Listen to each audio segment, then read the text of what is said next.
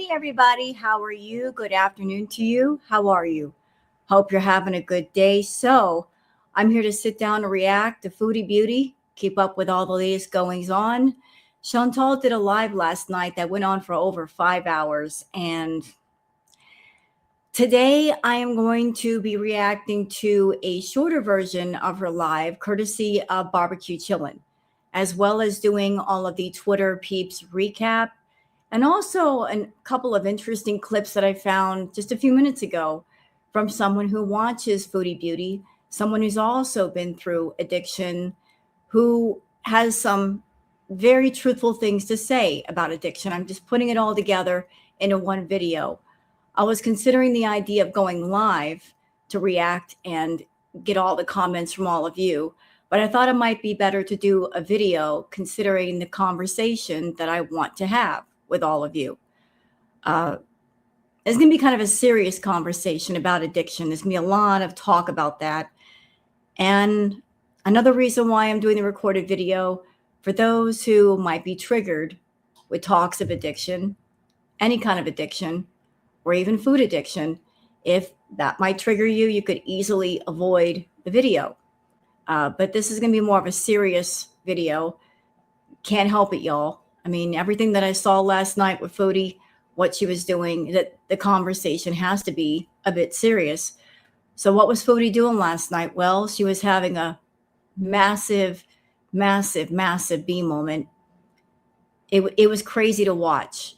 She was practically manic during the whole live, just going from one place to another, getting food, eating food. She just wouldn't stop eating. It was absolutely insane. I was watching and going, someone needs to come get her because this is out of control. And watching her doing this self-harm behavior, she tries to cover up how serious it is, how bad it is, with the giggling and the laughing and making fun of it. But honestly, it's not funny. It's not funny to someone like me that, you've been through addiction, it's not a laughing matter. I wasn't laughing watching the footage. I wasn't smiling. I was just like, good Lord, this is bad. Ramadan started just a few days ago.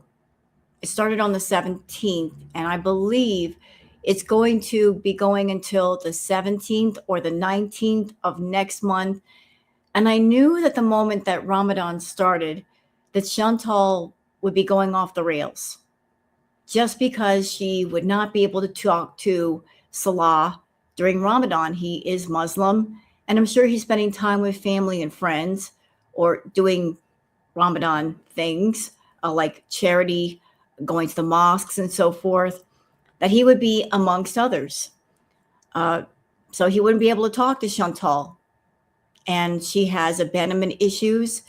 I'm sure she's constantly afraid that he's going to cut her off. So not hearing from him is going to trigger her to eat. Or perhaps she would take the attitude of, while the cat is away, the mouse is going to play. If Salah's not watching her, she's going to eat extra. Another thing of note that a friend pointed out to me, we all know that Chantal's doing feedy content. She's portraying herself as a Muslim woman. So if she has any clients that have some sort of kink or fetish, it revolve around her portraying herself as a Muslim woman, doing haram things, they might be coming after her a little extra hard to do haram content during the time of Ramadan.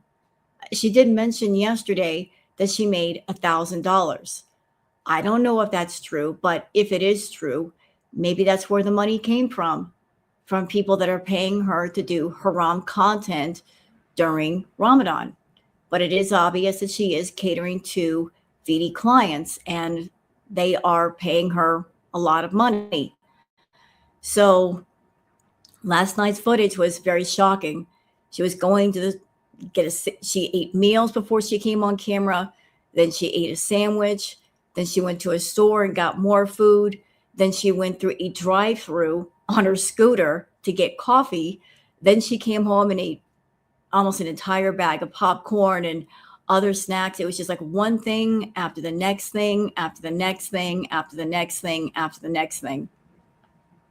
And you know that today she's waking up feeling rather sick. So as someone that I've dealt with food issues, it was shocking to watch. I was shocked, but I was not shocked. I wasn't shocked because I've seen this kind of behavior from Foodie before, but to just see it at such an amped up level, I'm like, wow, this is bad. Ramadan just started. What's going to happen tomorrow? What's going to happen next week? If she gets more triggered, how much more food is she going to eat? How much more can her body put up with? I don't know. But you guys are going to see in this video what exactly she's doing. And like I said, we're doing a much smaller version of the live. I don't want to react to her entire live because a lot of it is boring, not going to lie. And the parts that aren't boring are extremely triggering. So let's just cut down the triggering stuff if possible. So reacting to barbecue chillin', and I'll leave links for everything down below in the description. So barbecue chillin', the Twitter peeps, and also 2 very short clips from someone that have a lot of wonderful, interesting, and truthful things to say about Foodie's behavior. So how about we just get into the Twitter peeps and get started with that? You guys know what time it is. It is time for the Twitter peeps.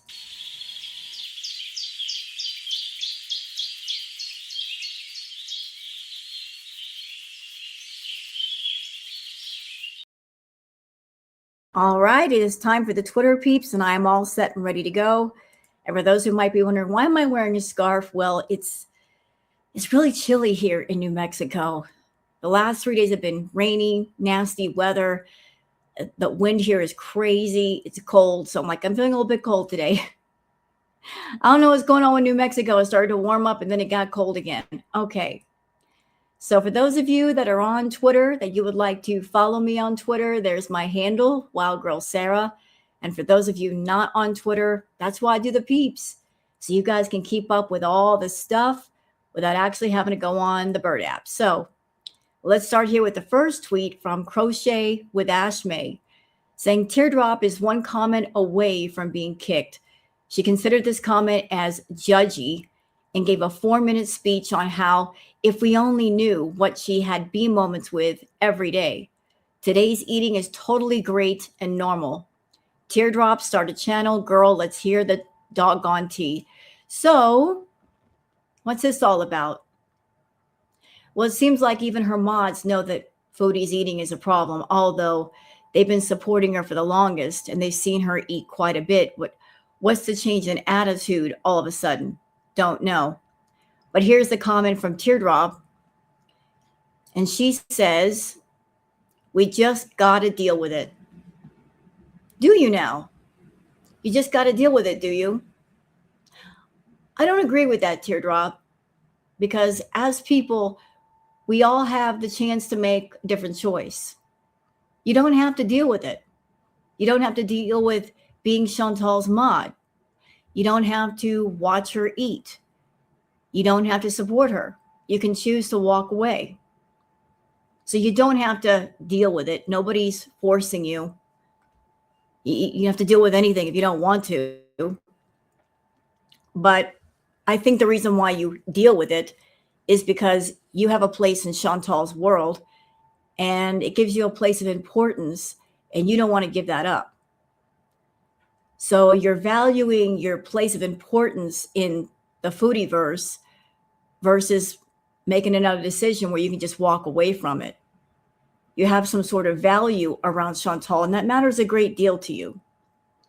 So on to the tone knob, saying Foodie Beauty is stuck in a loop saying the words like, every second. She's trying to convince everyone that she's trying to change, but she can't. And that she eats way more than we see, which is horrifying to think about. We're all in for a rage soon. See, here's the thing. I slightly disagree. I don't know if we're going to have a rage.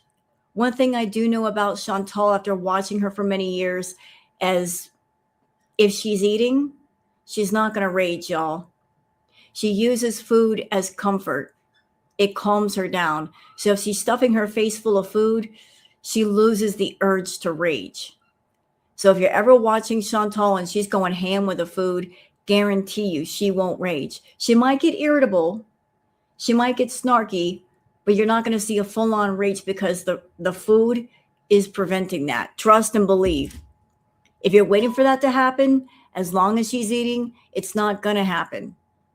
Now, if she comes on camera and she's not eating and something has really upset her and she just wants to let it out, she's not going to be focused on the food. That will be a true rage. But as long as she's eating, the food is going to basically be a buffer between the rage and herself. And you're right. She eats way more than we see, Tone Knob. Much more. Much, much, much more. Which is scary. Absolutely scary. The Tone Knob says Foodie Beauty is eating again while saying she's not going to eat more snacks. She's eating snacks as she says this and yelling at her poor cat. Her mom needs to have her butt involuntarily committed. ASAP. She's still eating and saying she's not going to eat more. Yeah. Yeah, she was doing that. Talking about her food issue last night, wanting empathy for her food issue. At the same time, she was stuffing her face full of popcorn. Stuffing her face full of food, saying, you guys don't understand. It's impossible to get over, blah, blah, blah. It's not impossible, Chantal. A lot of people have beat addiction. So why can't you? It's because you don't want to. You don't want to get over your addiction. Why would you want to get over it? It's how you make money. It's how you get attention. It's how you get validation. You're getting multiple things monetizing your addiction, things that matter to you. You're getting the money. You're getting attention. You're getting validation from the feedies. You're getting 3 things, not just one. And you don't want to give any of them up, despite the fact that your body is fighting back and saying, we can't put up with much more. Well, you're a person, you're going to do what you want to do, but you're an idiot for not stopping this. You're a moron, thinking that your body can put up with all of the self-harm and nothing will come of it. Your body is just saying, no more, ma'am, no more. All right, let's move on to something positive. This is the coolest thing you'll see today, ladies and gentlemen, from Buitenwegen. A grouper smoothly approaches a diver asking to be petted, and the diver stops working to give him a pet. So here's a grouper acting like a puppy saying, I want a pet me. This grouper's like, just give me a belly rub. Come give me a belly scratch. Ever seen a fish act like that? They're just water puppies. And the diver's got a job to do, and the grouper's like, hold on, wait a minute. I'm seeing a human, and I can get some belly rubs and some belly scritches. Hey, you with the hands, give me a scritch. Look. And even after the diver is done, the grouper's just sitting there waiting for more. That's the coolest thing you'll see all day. Look at that. You never knew that a grouper could act like that, did you? Well, now you know. Okay, speaking of some snarky moments, this one is courtesy of Shoe Gal. Amber is coming for Foodie Beauty tonight on Bus. So it would seem that Amberlynn Reed had some choice words to say about Chantal, Foodie. I don't know where this came from. I don't know why Amber's got something against Foodie. I thought they were friends. I guess not. But she had some choice words to say about Chantal. So let's listen in real quick. I think that you've assumed yourself to be the queen of Gore World. I think that's your opinion. I mean, we would consider Foodie Beauty to be the queen of Gore World. Does she make as much money as me? Does she get as many views? Well, no. She also got demonetized like you did. Okay, but when me and her were both on YouTube, her shit got like 5,000 views, while my vlogs would get like literally 60,000. So you know, I hate being in the position to take up for Amber. I don't like her either. But let's do some correcting, Amber. Let's think about Crackhead Olympics, which was a long time ago, to be sure. But Chantal was pulling in 20, 30,000 views during Crackhead Olympics. What were your views looking like? Girl, she was giving you a run for your money. After Crackhead Olympics, where you were getting more views and more money? Yes. Because Crackhead Olympics was Chantal's monetary high and personal low. You know, you keep some good, you did keep some good numbers after Crackhead Olympics, but for a while, you and Foodie were kind of like fighting for the crown, Queen of Girl World. And then Crackhead Olympics came along and she snatched the crown right off your head. But then after that, she didn't maintain position. You know, she just got lazy. So, to be truthful though, thinking about it, there really is no Queen of Girl World as far as the girls are concerned. Because neither one of you ladies has done much work to get the crown on your head and keep it there. You've both been really, really lazy and complacent and boring. You're boring. Foodie has become boring. Both of you you ran out of juice. There ain't no more gas left in the gas tank. Neither one of you want to work and be creative and do great content for people.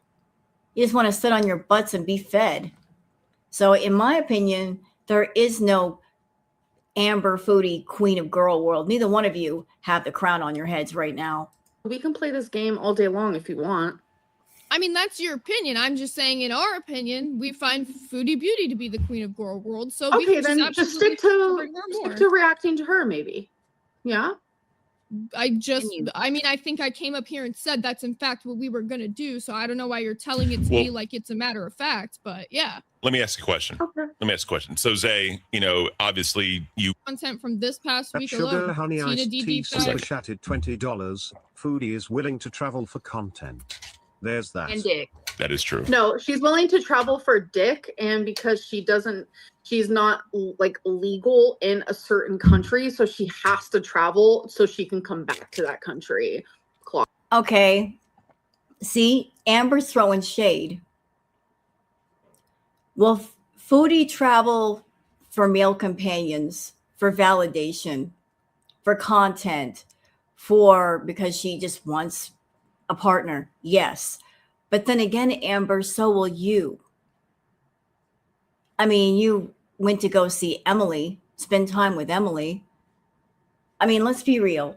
You and Foodie are very similar in the fact that you're both desperate women. You're both desperate. You'll hang on to partners that really don't give a doggone about you, and the partners that you pick know that, and they know they can do anything they want to you. They can disrespect you and get away with it just because you won't leave. That's the one thing the girls don't do. They don't leave. They don't say goodbye. They don't let people go when they should.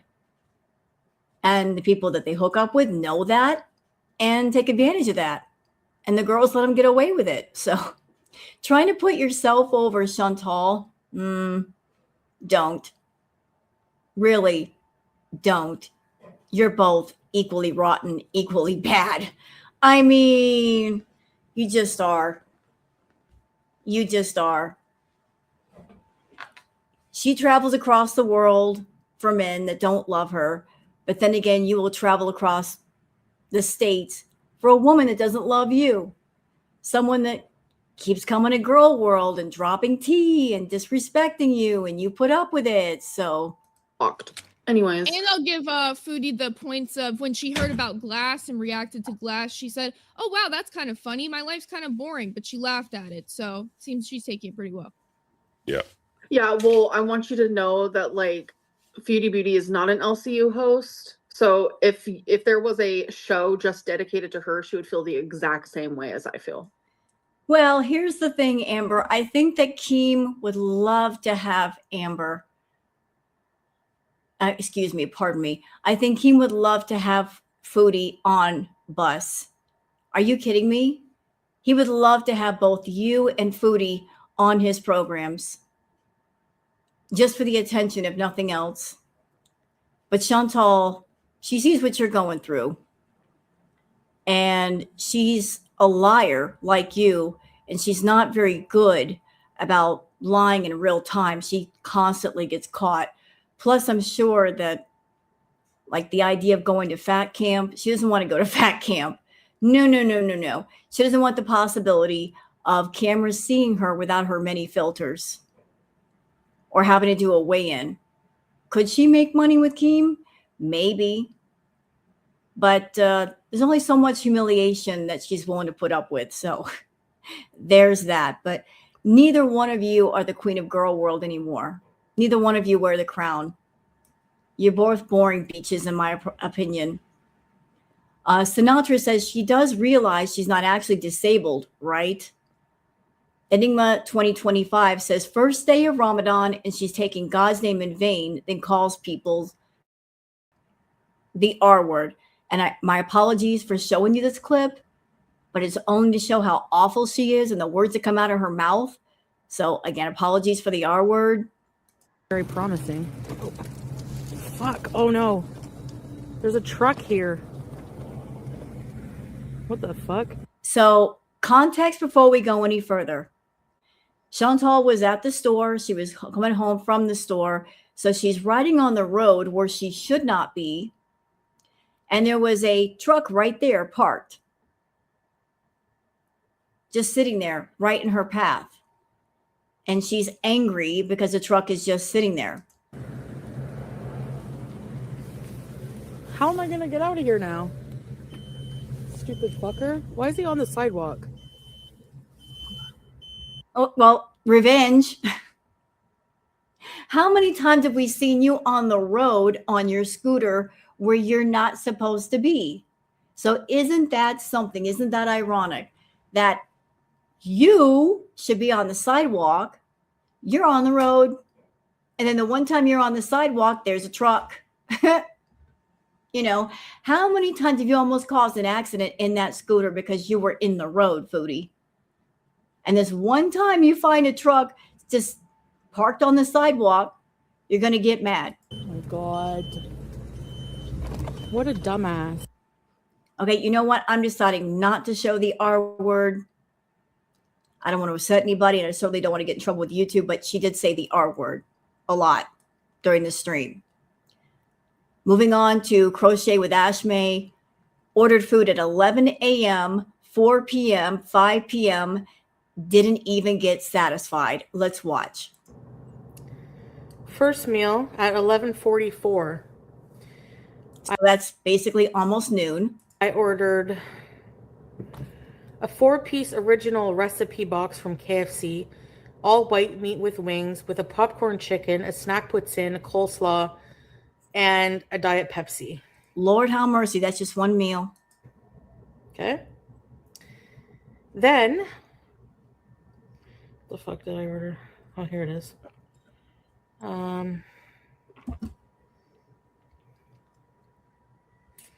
Then at 4:14, I ordered brisk lemon iced tea, a chicken egg roll, a pick 2 combo, lo mein noodles, beef and broccoli, honey garlic chicken. Okay. Then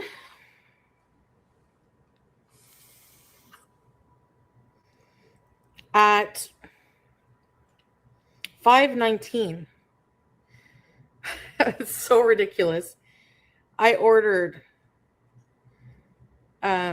great value ketchup chips, medium salsa, bag of cheddar, mozza cheddar, Jack Link's Duo Tender Bites Buffalo Style and Ranch Chicken Jerky, peace tea, iced tea, Tostitos with a hint of zesty cheddar, and a lemon curd cake.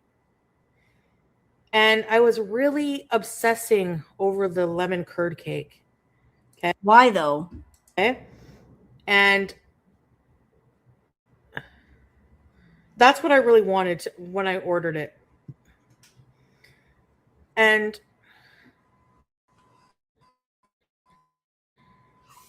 they didn't have it. Like the guy kept like all of that. So she ordered food at almost noon, and then just a few hours later, ordered again, then made another order an hour later. Like she ordered 3 different times. And she wasn't satisfied. And there was more to follow after that. Lord have mercy. Cowboy Dog says, and we got a reach within 48 hours of the diet for Malaysia. Y'all already know how I feel. There's not going to be a trip. She's not going on a trip. What Foodie says and what Foodie does are two different things. Don't pay attention to the words coming out of her mouth. Pay attention to her actions. The actions are where the truth is. I'm someone, I've dealt with food issues, and her going ham with the food is telling on her big time.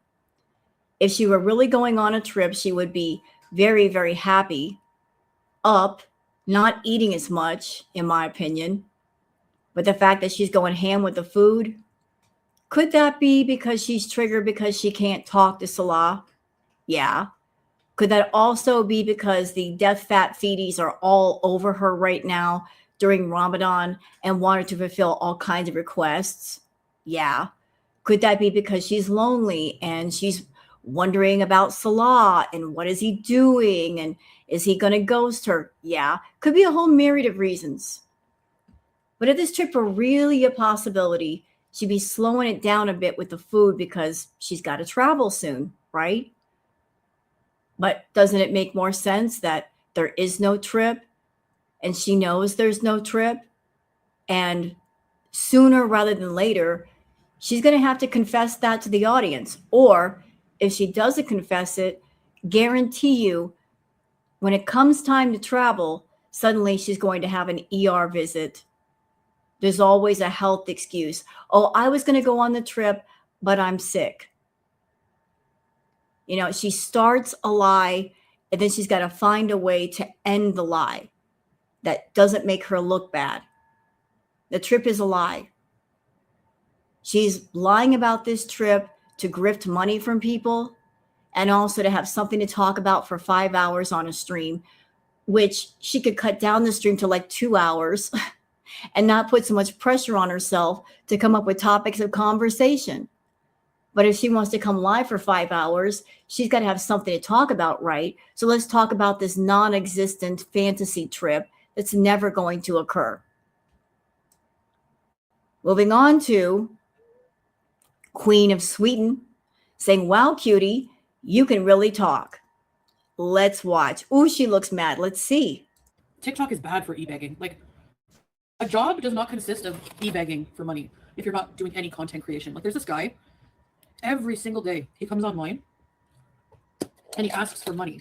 You know what, Chantal? Shut up. Just shut up.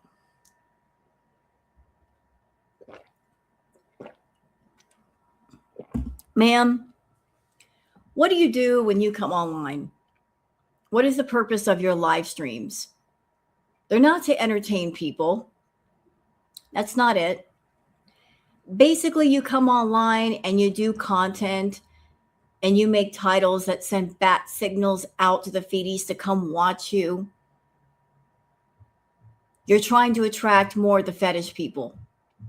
You come online, you show yourself showing full body shots, show yourself eating food. You made a community post recently urging people to contact you on Instagram. Girl, I know that system. You want them to talk to you on Cameo. Cameo is basically your incognito portal for doing feedie requests, but also your Instagram is another also incognito way to talk to your feedies so you can get content from them and they can pay you on the side through PayPal. It is your streams anymore is just one big advertisement to the food fetish people or other fetishes. You just want to sit there and wait for someone to contact you privately to pay you for content. That's all it is. For people to pay his hotel room every day. It's like $3,000 a month for a hotel room. Like, get an apartment, like. And he gets mad. Like, he screams at his audience and gets super mad if they don't donate. He gets like super irritated. And Chantal, I remember back during Crack at Olympics, you got mad at people for sending you super chats. You would actually curse people out for sending you super chats because YouTube would take 30%. That's how it is on YouTube, y'all. YouTube takes 30% out whatever we make, which is fair. It's their platform. They can do that. But she got mad if people did not send her money through PayPal, where she can get it directly and quickly and immediately. Also, she would get mad at people if they sent cheap super chats, you know, like $1.99, $2.99. She wanted the $10, $5, $20 super chats. She would actually curse people out for not sending her enough money through super chats, although she wasn't doing anything to earn that money in the first place. But imagine somebody doing all of that and calling out somebody who might be a grifter when she's a grifter herself. I'm not dragging him. I'm just saying, like, I find that very entitled. Like, number one, you're not going to... Ma'am, you're the most entitled brat on the internet. I have never seen nor heard a more entitled person than you.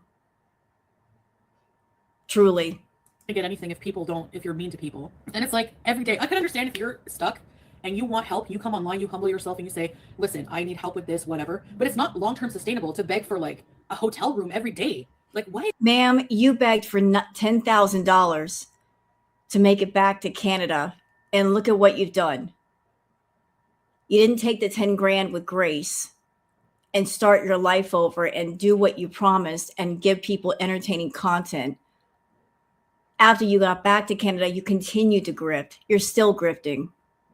So what are you talking about? Hey, dude, like, and he's perfect. He's young. He's fit. He can get a job. 100%. So I'm sorry. And that was a clip from Queen of Sweden. Lisa Manning says, I can't imagine being this uncomfortable in my clothes all the time. Eyelash says, the rate of Foodie Beauty's decline is stunning. Slovenly gluttony at its peak. So here's Chantal walking up to get more fast food she doesn't need. And I don't know if you guys noticed the way she was walking. Let's go back and take a look.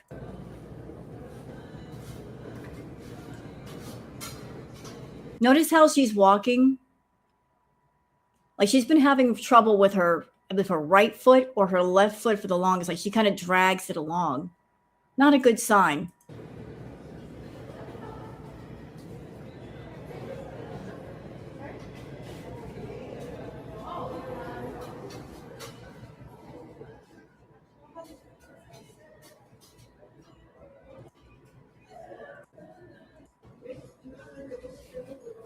You know, I remember a time when Foodie hated for anyone to see her entire body.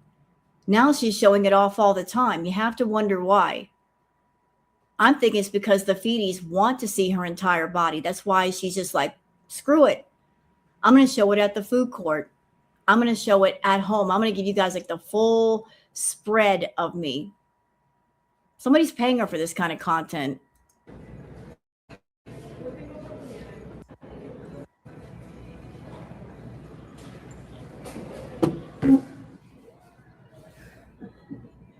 Why are you looking straight in the camera? That's creepy. And this moment happened courtesy of Ashley and Crochet with Ashmay saying, taking the scooter through a drive-through. As I remember, like, you're not allowed to do that, but she actually did it. This was after she was just at the store. Hello. It's cold. And what was she going to the drive-through for?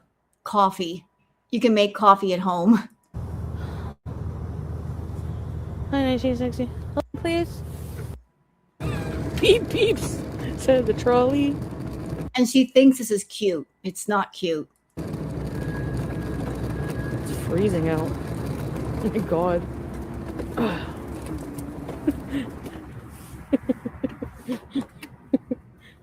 Here I go.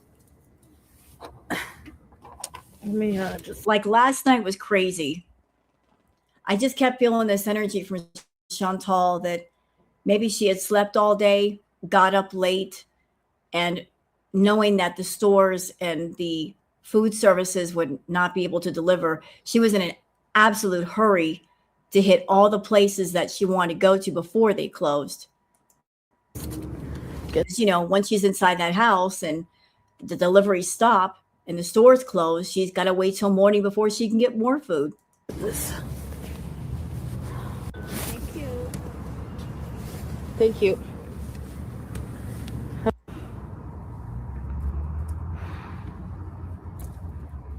Let me put my coffee in my basket. Can I just say, getting a cup of coffee in a scooter, you're riding around that bumpy road, which is going to slosh the coffee everywhere. Like, you're a menace. You're an absolute maniac for that, Chantal. What? I got a scooter. I'm allowed to scoot in the drive-thrus. It's a right of mine. No, it's not a right. Normally, restaurants don't allow that. I have every right. No, you don't. You're lucky they didn't say no to you. They probably made her day. No, not really. She's probably looking at you like, what are you doing? She didn't seem very reactive. It probably happens a lot. No, I'm sure it doesn't happen a lot. She was probably just in shock that you were riding up through the drive-thru, bold as anything, in the snow, wanting a coffee when you could have come inside. Oh, I gotta bundle up. Hello. All right, so that's the clip of her going to the drive-thru. Crochet with Ashmay says, didn't she also say she had someone call for a wellness check on her? Blame it on the haters, but I think it was her neighbors hearing her freak out. Kelly says, this is crazy. So Foodie Beauty told us she had grilled cheese and tomato soup yesterday, but this is what she actually had. I feel sick just hearing it. So let's listen. First meal at 11:44. Okay, we just heard this. So she had a series of meals. We already went over that. And this happened. Enigma 2025 says, so she dances inside of a store and then gets back on her mobility scooter. This is why she doesn't need it. It's purely for content and views only. She's not disabled, blind, or sick. They're excuses. If she can dance, she's got stamina. Well, I said it yesterday. If she can get out of her scooter and push it up a hill because it runs out of power, she doesn't need the mobility scooter. She doesn't need it. I mean, I think it's pretty apparent to everybody the reason why she got the scooter was because of her feedies. I think that they wanted her to get it. That was part of her feedie content. It plays into the immobilizer feedies and the gainer feedies. They love to see stuff like that. But here's the clip of her being in the store and just walking around and dancing around.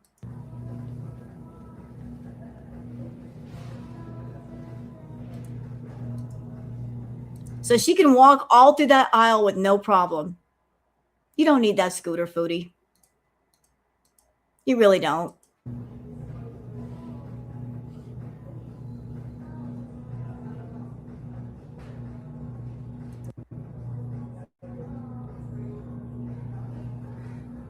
Okay, I'm just going to ask the question. Who paid for this content? Somebody paid for it. Somebody requested it. Chantal has 2 phones. I'm of the mind that that second phone is for her feedies to make requests on, so she can take requests while on live.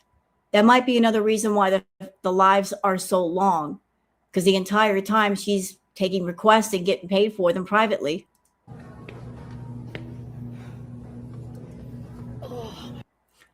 All right. Lori is giving us a brief recap of what happened yesterday. Foodie Beauty's recap of Hungry Hungry Hippo. Yes, that was the name of her live. Hungry Hungry Hippo. 3 hours and 20 minutes total. Scooted for cheesecake and fries, then scooted through the Tim Hortons drive-through window. Claims the scooter wheels are bottoming out. Tracy and Teardrop are not going to bother trying to talk to Foodie about her food issues. She claims to have fasted, then just some snacks. Then there was a meal before the cheesecake, fries, coffee, going off on chat about her food issues, admitted to eating a heinous amount of food yesterday and probably earlier today, straight up having a B moment with snacks. BG is bouncing around and even her chat is telling her to control her animal. Doesn't want to go on low-cal. So there's a brief recap. But the name of her live was Hungry Hungry Hippo. Rojo says, oh, did Salah, oh crap, did she get too confident about dodging her future rent, expecting to vacation escape with Salah? He's ignoring her and the walls are closing in. She knows that rent is due soon. She blew her money on food, incoming panic and e-begging being the hurt wife. Well, this is a short month. The month ends on the 28th. So that's 8 days from now. I don't know what's going on with her rent. All right, where was I? Sorry, got interrupted from a phone call. But yeah, I don't know what's going on with her rent, but this is a short month. So I hope she's got some rent money saved. She did say yesterday she made $1,000, so that's half her rent. But don't know if she's going to save it till the end of the month. I don't know what's going on with it. But she's eating her way through her money like nobody's business. We'll see. We'll see what happens. Fondue Spiteful Beach says, Foodie Beauty, she admitted to nachos last night. We knew she had been having B moments the last 2 days. Keep eating, Foodie. It's you that has to carry 300 extra pounds up 19 flights of stairs, not you. Hey, she's making her choices. Choices have consequence. And the one consequence that she cannot run from is things she does to her own body. So she's making those choices. She's going to deal with those consequences. Rojo says, did Salah's embarrassment finally set in and Foodie's eating her feelings because the trip's canceled? Well, I don't think the trip was actually going to happen to begin with. I don't think there was any talk of a trip for real. I think it was just something that she wanted to happen. She was trying to mentally and emotionally manifest it, but it's not a possibility. And the clock is ticking. She knows at some point she's going to have to bring that script to a close and confess that there is no trip. But in the meantime, she is just trying to fool everybody into thinking that the trip it's a thing. It's not a thing.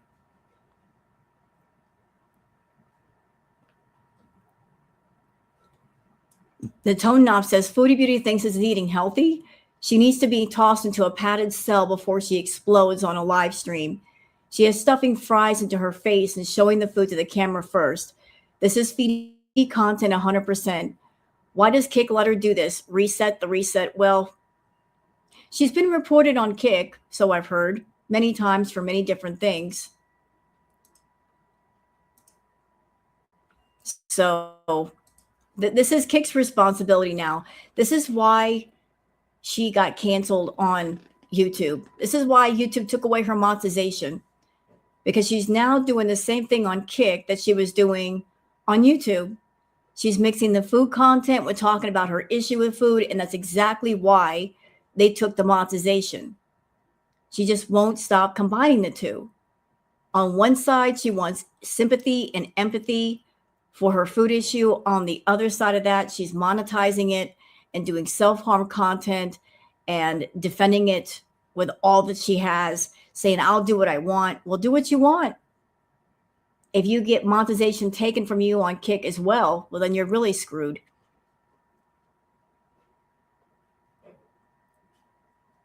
Tat Von B says, back in the day when Foodie looked like a nasty mother-in-law, but semi-decent, who enjoyed fashion, and now this. So these are all past pictures of Chantal. Her fashion sense was questionable back in the day, but she was somewhat trying compared to now. Yeah, big difference there. Big difference.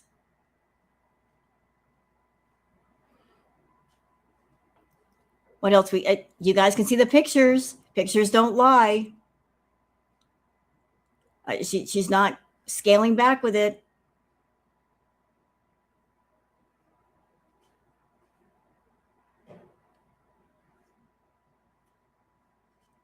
All right. And she doxed herself. Chantal doxed herself. She doxed herself. She showed her own phone number. Why would you do this, Chantal? Why did you dox yourself? That's just dumb. I don't know. Okay, so,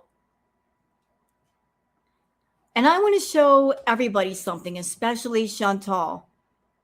Chantal, you got a lot of things to say about older people, but look at this lovely, lovely woman.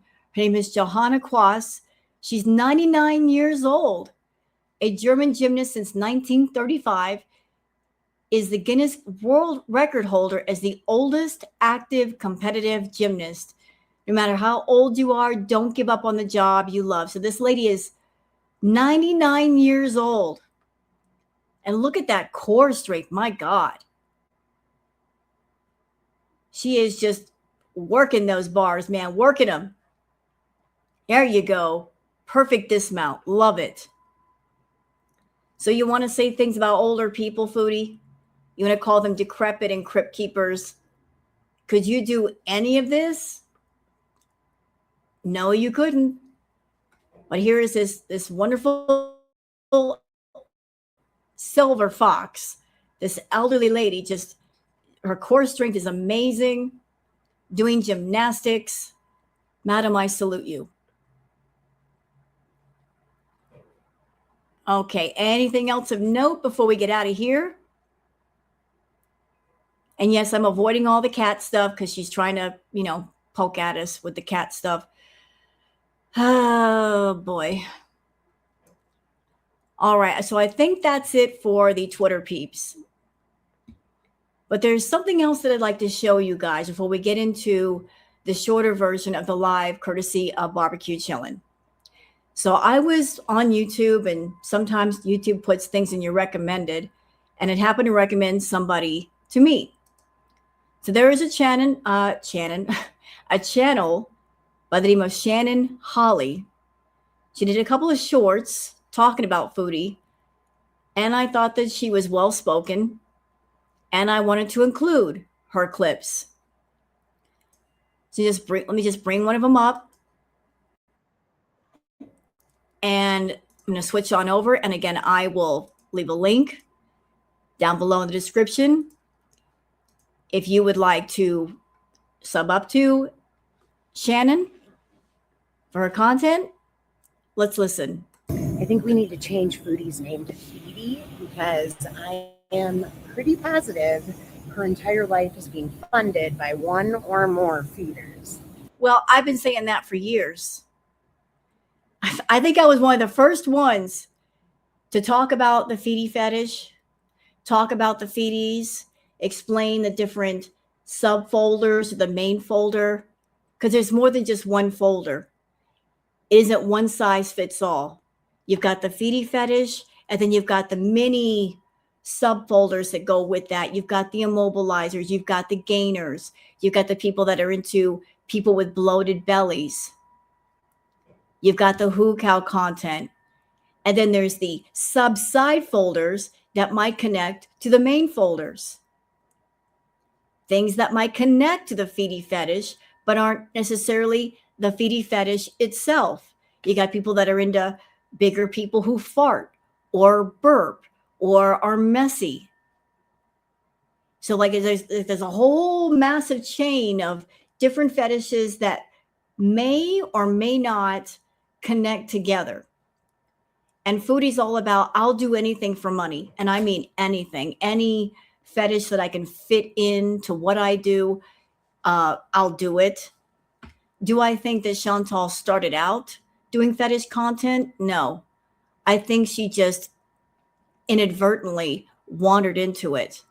I think she started her YouTube channel, and her main focus was getting on YouTube and being somebody, getting her subs up, getting her money up, getting monetized.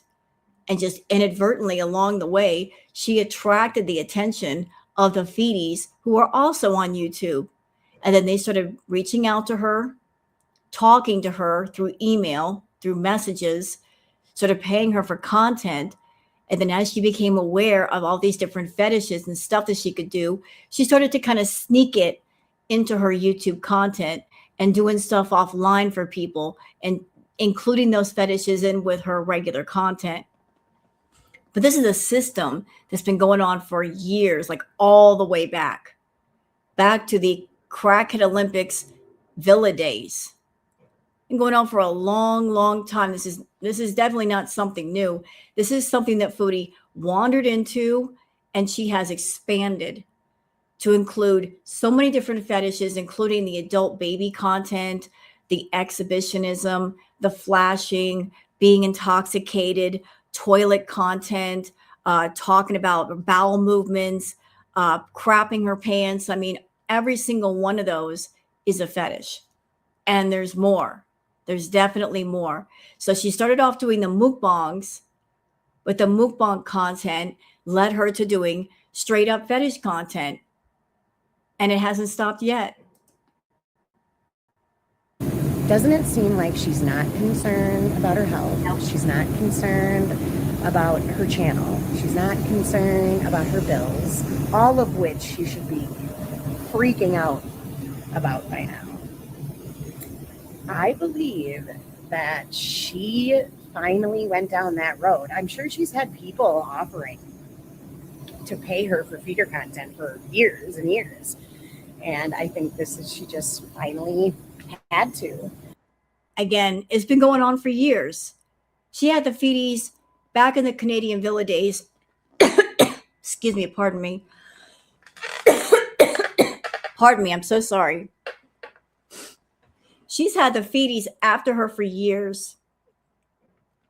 Back in the Canadian Villa days, she had feedies straight up sending stuff to her house. She gave out her address so people could send packages of stuff to her house. And some of them would send her food. They would send her care packages with food. There was also the Lakma Fairy. I believe back in the day that she had feedies paying for all the delivery meals that we saw during the Crackhead Villa days. But she's got an entire system of eating for free and providing content at the same time. Like, she just looks at it as a win. I get to eat for free and I get paid for it.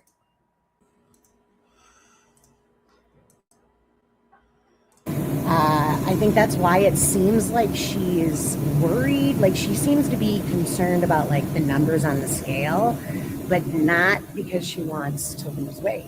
I think it's going the other direction. I think these people, they bought her that scooter flat out. I think that it's the Foodie arc. Mark my words. Yep. And the numbers on the scale are going the other way. I think that there are more of the death fat feedies hounding her more than ever.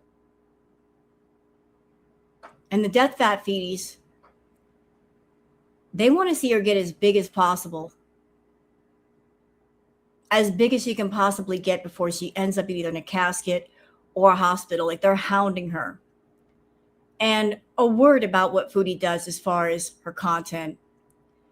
You got to know that she's not making money every day. She might make a lot of money in one day, but I'm sure she's not getting requests every day. So her work could be seasonal. It could be like make money in one day and then a couple of days, no requests are coming in. The feedies that are around Chantal, some of them might be regulars, but they might also be people that pay her for one video or two videos and that's all they want. You know, she might have some big baller, high money clients, but even they don't stick around forever. And that's why she's always on the hunt for new, fresh faces that have never seen her before, just to keep that money train going. So like this whole system that she's got set up of supporting her addictions, keeping her going, it's very, very, very unstable. Now there's another clip from Shannon that I'd like to show. Give me just a minute to find it. And I really, really like this one. Okay, and then we're going to bring it right up. It's a short, so sorry, I have to keep switching back and forth. But thoughts about food addiction, about addiction in general? I've been watching Chantal for years, or I've known of her, and I've watched her through reaction channels, and I can't listen to her for more than a couple seconds at a time because everything she says is complete and utter bullshit. And I find it like that I have like, I'm an addict in recovery. Mm-hmm. And it is so obvious that everything I say, Shannon, I think that's great that you're an addict in recovery. I salute you in your recovery, in your sobriety.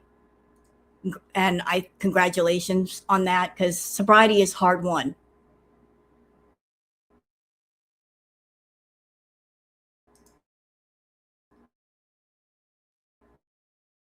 She says is a lie. When she talks about paying back or paying her debts, and she's been saying and now she still has debt, and it's like nobody, I mean, I know that other fellow addicts understand it, but nobody seems to understand that addicts don't pay back debts when they're in active use. They just don't. It's not, they don't care. Addiction spills over into everything, especially your finances. And so it's just like now she is just like, just everything she says is a lie. And it's like, I can't understand how anybody believes anything she says. And that makes me think that the people that are following her and the people that are giving her money are also very damaged, very like, essentially like the dredge of society. They're looking for somebody else that's as bad as they are. And she has no shame, and she is willing to throw that out there for money. She's a broken person, and she's looking for more broken people to support her, to enable her, to surround her, to give her praise, to make her think that what she's doing is okay. She wants yes men when she needs more people around her to tell her no. And I would like to say that when you are an addict, when you have an addiction, some addicts will turn into liars. And it doesn't mean that they're bad people. It just, the addiction will make you lie. You will lie to protect it. You will lie to keep it going. You will lie to cover it up because you're not ready to confront it and get rid of it. You're not ready to heal what's wrong. And Foodie has a serious addiction to food. And she defends it. She embraces it. She holds on to it like a spouse or a friend. She's not ready to let it go. She doesn't want to let it go. Like her whole life, her existence is wrapped around her addictions. It's what keeps her going. It's what gives her purpose. It gets her attention. It gives her validation. It makes her money. And as long as she wraps herself that tightly around addiction, she's going to continue to lie, to keep it going, to defend it, to hold on to it. Not one of those people has her interests at heart. None. Nope. You're right about that. They don't. There are some people in her chat that do care about her. There are some, not all of them are bad, but there are far too many people in her chat that don't have her best interest at heart. They encourage her to eat more food. They talk about food. They want to trigger her to eat. That's her addiction, is their entertainment. It's their fetish. So of course they want the entertainment and the fetish to continue because it benefits them in some way. They're looking for their benefit. They're not looking at what it does to her. Her addiction is their entertainment. It's their kink. They know that they're in front of a food addict, a severe food addict, that they think about food all the time. They don't need any help thinking about food, and yet they come in talking about food. And as much as Chantal likes to say, the girl world, that we are haters, and I've said this before, her real haters are the people that get in her own chat and they talk about food. They may think it's innocent, but addiction is addiction. And if someone is addicted to something, then you really shouldn't be triggering an addict to do the source of their addiction. It's like walking up to an alcoholic who's still active in their alcoholism and talking about alcohol, or someone who's got a Coca-Cola addiction. You're walking up and you are talking about Coca-Cola or doing a Coca-Cola in front of them. So if you wouldn't do that to someone who's addicted to something like alcohol or drugs, then it shouldn't be done to somebody who's addicted to food, because addiction is addiction, and what's dangerous will always be dangerous. And clearly food is not good for her. They just want to watch you fail because it makes them feel better about their shitty lives. So So that's the clip from Shannon Holly. I just want to point it out, just show the clips. You know, like addiction and lies with Foodie go hand in hand. She's an addict. She's active in her addiction, and she will lie to protect the addiction, to protect the reasons of doing the addiction, to defend it. She will make it seem like it's no big deal, it's silly, when it's actually quite serious. So let's go on to the clip from Barbecue Chillin'. And thank you, Barbecue Chillin'. Goodness gracious. This is like a brief recap of 2 of the lives. And let's see what Foodie's up to. I'm actually fasting, so.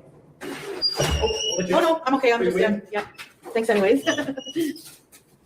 Fasting can actually be good, yes. Because and by the way, Foodie, you say you're fasting.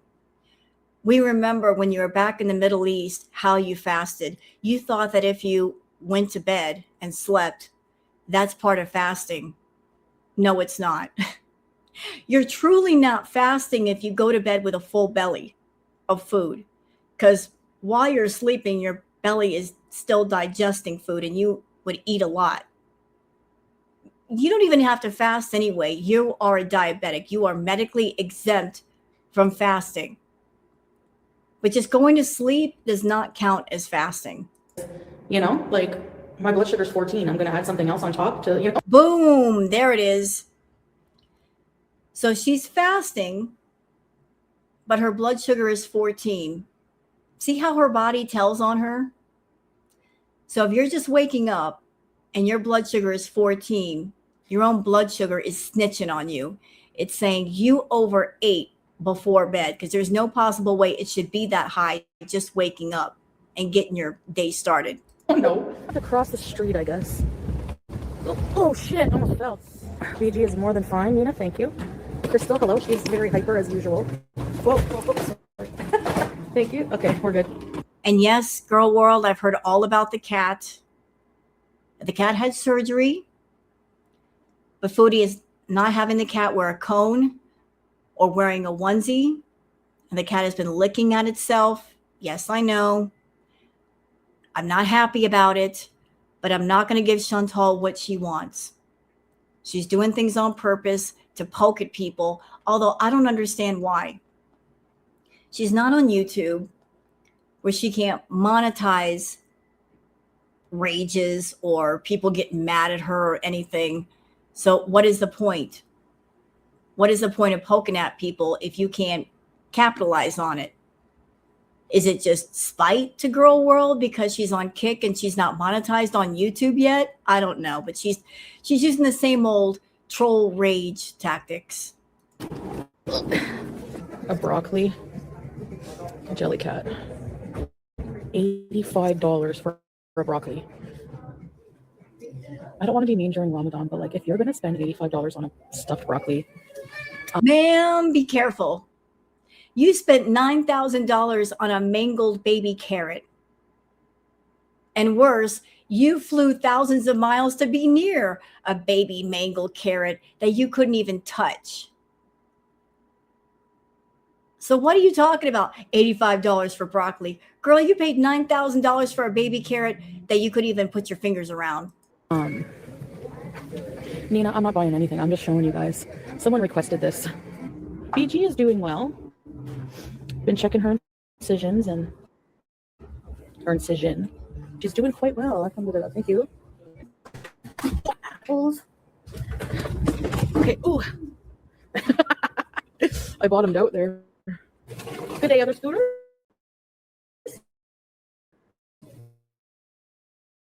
Won't be needing you today. Wee. Do you remember which aisle they're in? Oh yeah, here. I believe this was the live that she did before the Hungry Hippo live. So you guys can clearly see she's at the store. If she was hungry, she could have gotten some groceries there. Didn't have to go out later when it was cold and dark. Because I'm freaking, oh my God. Oh. See, and she gets up out of the scooter. Who paid for this? If you can walk all through the store like that, you don't need that doggone scooter. The scooter is just for show. Did somebody on your other phone ask you to get up and walk? Is that why you did it? And why are you wearing a blanket?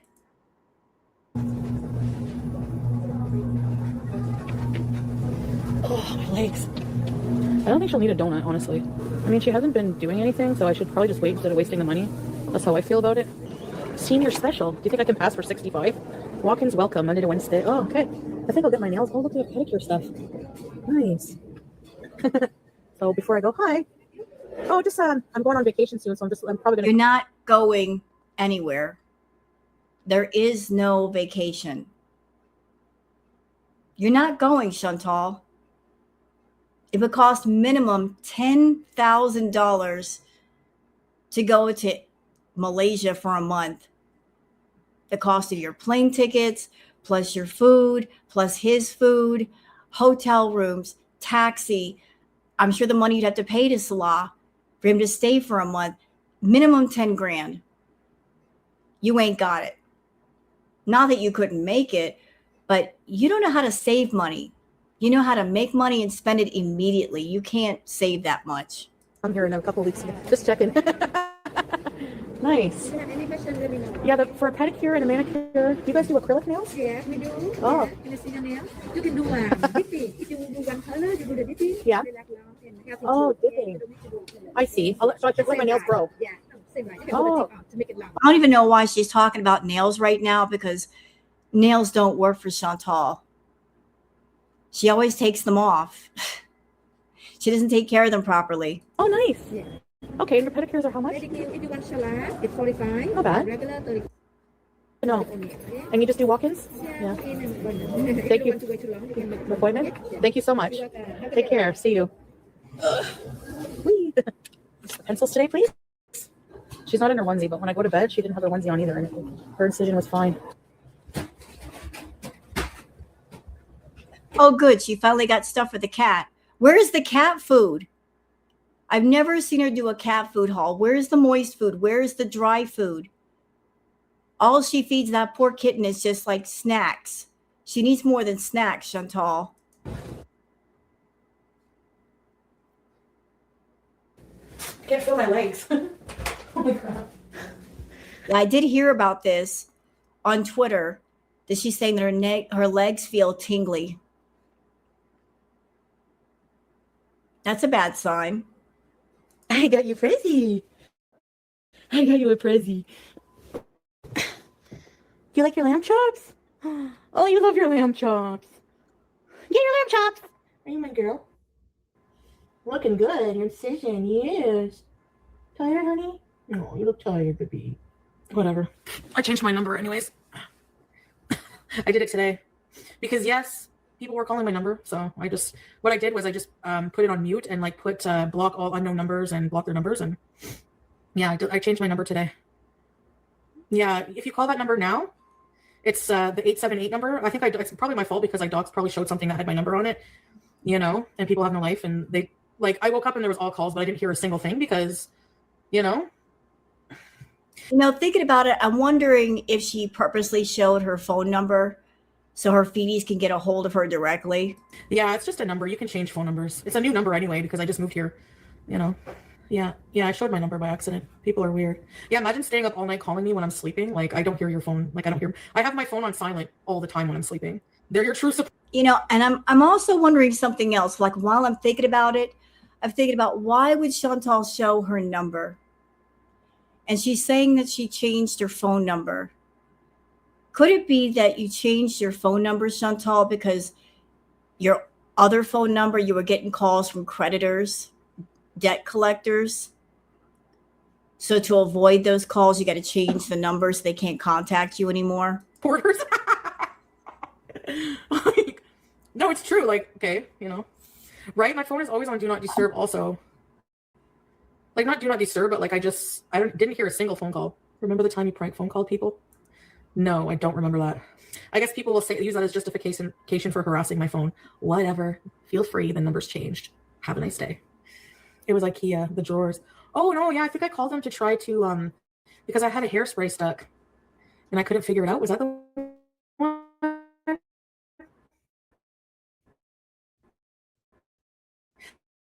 Yeah. My hairspray was stuck, so every time I would move the drawer, I'd hear. Canadian Villa Sharon, days. I'm just wondering, I bought some Alex drawers from IKEA, and the third drawer is jammed. I put too many things inside. Do you know how I can open it? There's like a huge dildo stuck. She actually did this, telling someone on the phone, I have an adult toy stuck in the drawer. How do I get it out? Would it be possible? It's just so disgusting and gross. Just pranking you. Oh.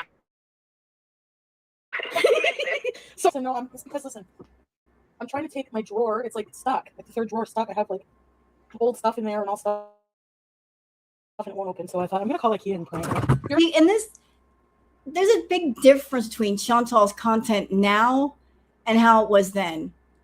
And the difference then and now is not just that she weighed a lot less. Chantal had the ability to laugh at herself then. She was having a bit more fun with herself. She's not having fun with herself anymore. Good sport. Have a nice day. You take care now. Bye-bye. Sharon sounds like a sex phone worker. You take care. What? Bye-bye. Someone left a vlog. I deleted it right away. Like, take care of my cat. Like,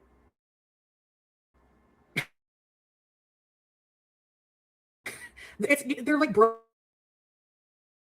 record. Like, they're just a broken record at this point. Even the vet tech said that it doesn't have to be on all the time. That it's torture for her. Yep. This part, you were out for hours and she didn't have anything on. So your point of view is, I'm sitting here looking at her. She doesn't need the cone. She doesn't need a onesie. But you spent most of yesterday and last night running around to all these stores getting food. So you left the cat unsupervised to do whatever. And I'm sure before you left, you didn't put a onesie on nor a cone. Excuse me, sister. You are shaitan. You cannot sleep in the prayer rug. Yeah, probably because I'm hungry and thirsty. No, I appreciate you telling, because it grosses me out. Whenever, ew. Whenever I see that on other people, it freaks me out. When you come to my stomach. Hello, baby.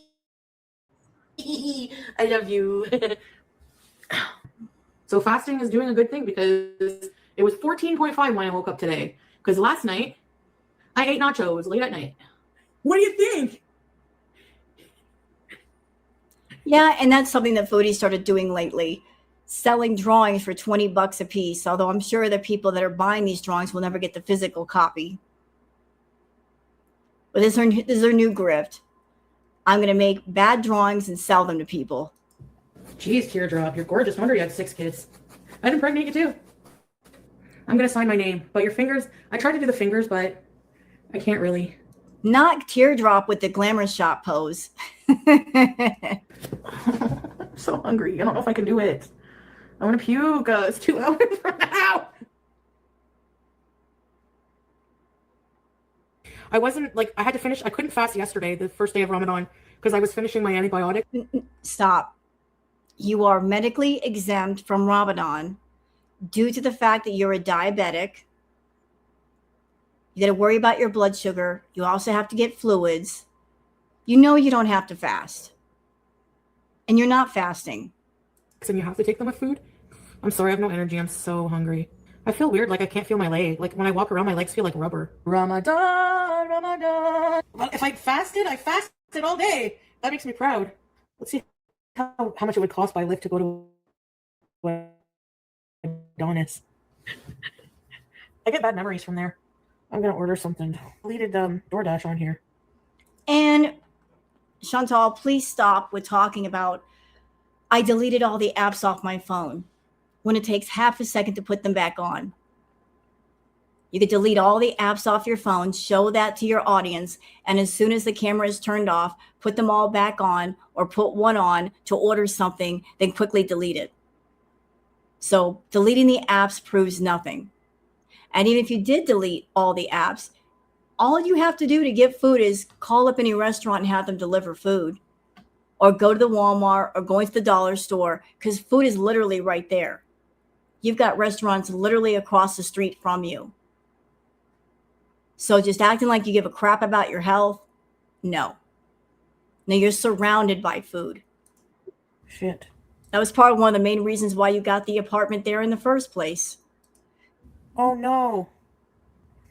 We have to go out. I deleted my DoorDash. I don't want to re-download it. And I have to change my shit. Why did I delete all my apps? Sorry.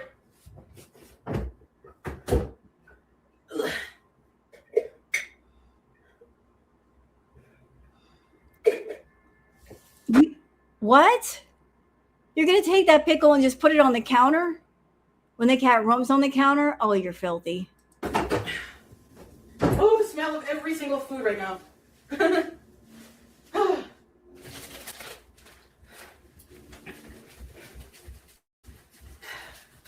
Sun is going down. I can eat soon. No, I made eggs on toast for now. 4 minutes, guys. 4 minutes. And as far as Ramadan is concerned, I remember when she was with Salah, like in order to kind of sort of act like she was doing Ramadan with him, she would literally stay up all night eating until the very last minute. And then she would sleep all day, just sleep her way through Ramadan with a full belly of food. So she really can't do Ramadan correctly. My eggs hot. They're getting cold. Better shut this. Well, I did fasting for 1 day. No, you didn't.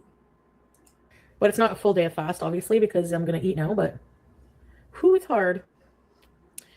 When you're used to pigging out all night, yeah. I hope I don't. I'm not going to try not to do that tonight, because that defeats the whole purpose.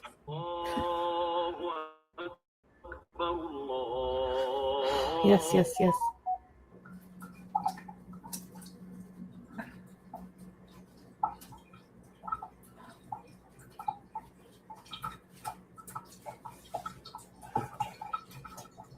Save some for the fish, Yagi. Oh, what just happened there? BG! I gotta go. Okay, I'll see you guys later.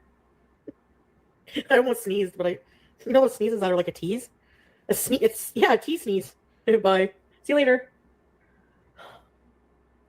And here we go with a hungry hippo live, where she went from like one food item to the next. Could I have a Philly cheesesteak and fries? Sure. And a Diet Coke, please. Yeah. Okay, I'll go pay.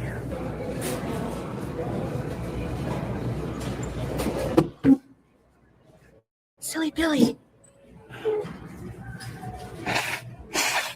Excuse me? Ma'am, you were literally blowing your nose on a dirty napkin that's already got food on it. Are you serious right now? What the heck? And wiping your nose. You are filthy. Sorry, I don't have any Kleenex. Maybe I should get some portable Kleenex. I'll go get some portable Kleenex at the dollar store. I can't move, I'm too fat. Oh. Actually, that meal, you know what? Like, I had today, listen, both types, cheese, 0 fat yogurt, tablespoon of nut butter, and a few berries. So you had a full breakfast. And a few bites, like 2 dates. You know what I mean? Like, and then this meal. So basically your philosophy is, by this time I've normally eaten 4 or 5 meals and I've only eaten one, so I'm behind. I need to catch up. It's kind of normal. I don't have to totally sabotage myself. But you already have. You're at the food court and you just ate a fast food meal and you're not done. You're not going home. You're going to stick around and get more food. So you basically sabotage yourself all night. Yeah, it's the nighttime. Yep. And what did I tell y'all? If you have a food problem, your food cravings are the worst at night. I don't know why. Maybe it's because you're all alone and the world is quiet and you're just sitting with your thoughts and you've got nothing to do. That's when you've got to be most on guard. But that's when she's the most active. Chantal will literally stay up all night eating. Even if I had one healthy meal and one sort of junky meal per day, honestly, that wasn't that many fries on the side either, like compared to a large fry somewhere. I'm not trying to justify, I'm just trying to like think of it logically. And the problem, you're trying to justify it and you're trying to work your way around it. Your philosophy is, well, I normally have 12 French fries. I only ate 8. So that just makes it better. No, you shouldn't be having French fries to begin with. You're trying to minimize things. You're trying to look for little workarounds to convince yourself that you're doing well when you're not doing well. You're trying to work your way around the problem, but not trying to solve the problem. Miss Tara, like, I have to have food every day. Like, I have to eat, so it's like. Well, as people, we do have to eat, but we don't have to overeat. That's the thing. That's the part you're leaving out. We have to have fuel for our bodies. We have to, give ourselves nutrients, but fast food doesn't really figure into that because there's no nutrition in that. That's something you don't need. And you can't use the excuse of, I am not near a place where I can get healthy food. You have a Walmart right there with healthy food. You just don't eat it. You're not in a food desert. You have access to all kinds of food. You just keep going for the wrong food. It makes the obsession even worse thinking about planning meals and all this and that crap, It's like annoying. It's like beyond, just like any addict, they have to go through. I'm just going to put things in perspective for everybody. If you are a food addict and you live near a bunch of fast food restaurants and a movie theater and a Walmart, and you've got food apps on your phone, that's like living right next door to a rug dealer or having access to several different rug dealers that have any rug you want, any texture, any variety, any quantity. All you got to do is just bring the cash. You're living in a neighborhood full of rug dealers that are all around you within a short walk away. And they'll gladly sell you anything that you want so long as you bring the money. And those rug dealers are around you 10 hours, 11 hours out of a 12-hour day. They're on call and they're available for you. She's surrounded by ways and means to get to her food problem and feed her food problem. You're a food addict. The source of your addiction is in every grocery store, every convenience store, every gas station, every corner. Anything you want, and it's legal. No one's going to stop you from getting at the source of your addiction. You can walk into a grocery store and get a cart full of ice cream. Nobody's going to stop you from buying it because what you are addicted to is legal. But just because it's legal doesn't mean it ain't dangerous if you overconsume it, which is what she does all the time. But food is the only thing that makes her happy. It makes her giddy. It's not just the food itself, it's the whole addiction ritual of thinking about the food, going to get the food, like you're on the way to go get it, you're on the way to get your fix. Then you get the food, you bring it home, you do your fix. And then after about 5 or 10 minutes, the thrill subsides, and then you're on to the next one. This is addiction behavior based on not just the substance itself, but the rituals that you create around it. Draw, which, you know, they need a really medical detox, but honestly, people like super addicted to food should have somewhere to go too. Like, I'm not even kidding. Like somewhere they can go. Oh shit, fuck. To have to get them back on structured meals. Only clean food drive. Hello. And here we go. You're in a parking lot. You're talking about your issue with food. You're saying there should be places for people with food issues to go. There are places. There's inpatient. There's online therapy. But until you're ready to make a change, no change is going to be made. It has to start with you. And you're not ready to start. Look at you. You were in the parking lot talking about your food issue. And where are you going next? To get coffee, and you really shouldn't be having coffee. And then after that, you go home and you're just grazing on different foods. So like you flip-flop between, I want sympathy for my issue. I want understanding for my issue. At the same time, you're indulging in your issue. You're monetizing it. You're publicizing it. You're publicizing this self-harm behavior. You're making a joke of it. Addiction is no joke. It's one of the hardest battles a person could ever fight because it takes everything you got to get on the other side. Every bit of strength, every bit of willpower, it takes it all. And something like addiction, it requires lifestyle changes for the rest of your life, not for a week, not for a month, not for 6 months, for the rest of your life. You have to change where you go, what you do, how you spend your time, people you hang around. You got to change your thoughts. You got to change your mindset. If you normally fill up your day with addiction rituals and routines, you've got to build a whole new routine, positive things to keep your thoughts off of those things. I have a friend who's been clean and sober for 35 years. And he fills up his day with activities to keep him out of the house. So he's not even tempted to do what he used to do. And that's what she's going to have to do.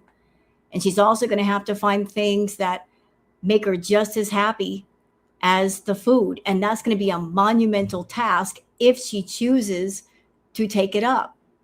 But so far, she's not willing. So if you don't gravitate towards a lifestyle change, if you're not gravitating towards health and building a different life, what happens?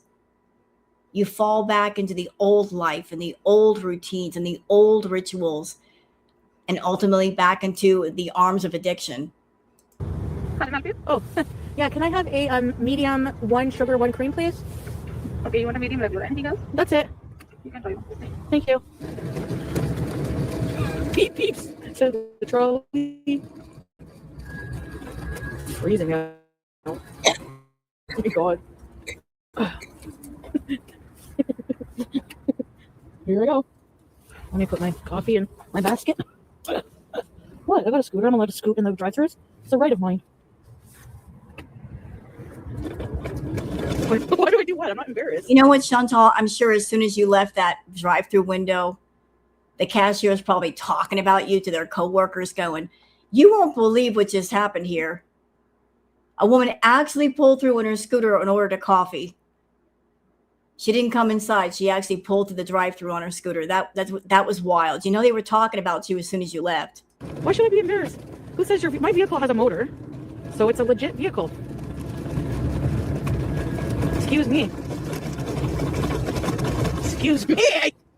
And even you're driving away. You drove through and got your coffee, and you're driving away and you're still talking about it. And I bet I know why. Because you know it was wrong, and you know that you look stupid doing it. You feel embarrassed, and yet you weren't embarrassed enough to not do it. You did what you did, and now you're trying to cover up your embarrassment and feeling silly by continuing to talk about it even after you leave the window. Oh, shit. Oh. This is a big mistake here. Cheesesteak. Oh, shit. Oh, I bottomed out. Holy crap! My scooter, man. My life. Ow! Ow! Yeah. Oh crap! Crap on toast. So we just got food, y'all. She just had a meal at the food court. Burger, fries, all that. Then she gets a coffee, and we're not done. We're not done. Where are we? We're in the snack aisle.